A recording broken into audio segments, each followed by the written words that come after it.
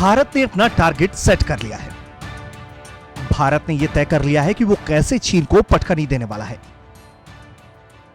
इसकी जानकारी खुद भारत सरकार के वरिष्ठ मंत्री ने दी है। टेलीकॉम और आईटी मंत्री रविशंकर प्रसाद ने फिक्की के एनुअल जनरल मीटिंग में भारत को दुनिया भर का मोबाइल मैन्युफैक्चरिंग हब बनाने के संकल्प को दोहराया है।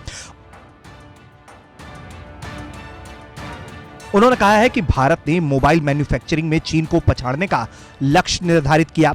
रविशंकर प्रसाद ने कहा है कि भारत ने उत्पादन आधारित प्रोत्साहन योजना के जरिए वैश्विक कंपनियों को आकर्षित करने के साथ ही मोबाइल विनिर्माण के क्षेत्र में चीन को पछाड़ने का लक्ष्य तय कर लिया है।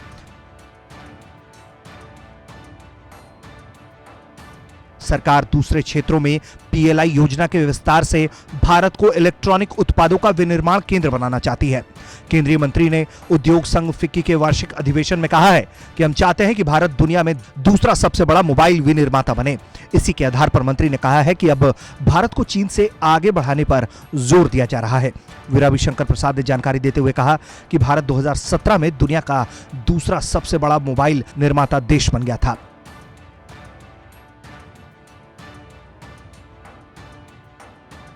इलेक्ट्रॉनिक्स पर राष्ट्रीय नीति यानी एनपीआई 2019 में 2025 तक इलेक्ट्रॉनिक विनिर्माण को बढ़ाकर 26 लाख करोड़ रुपए से अधिक करने पर जोर दिया गया है।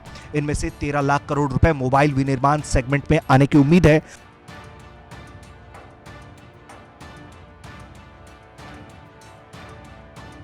रविशंकर प्रसाद ने कहा है कि प्रधानमंत्री नरेंद्र मोदी की अगुवाई में भारत को वैकल्पिक विनिर्माण केंद्र के रूप में स्थापित करने के लिए पीएलआई योजना को लाया गया है।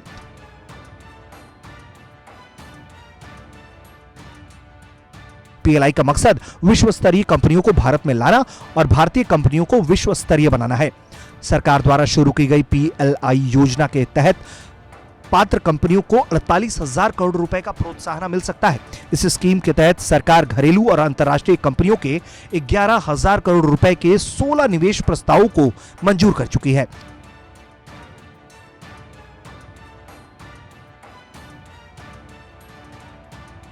इन प्रस्तावों के तहत देश में अगले 5 सालों में 10.5 लाख करोड़ रुपए की मोबाइल की मैन्युफैक्चरिंग की जाएगी।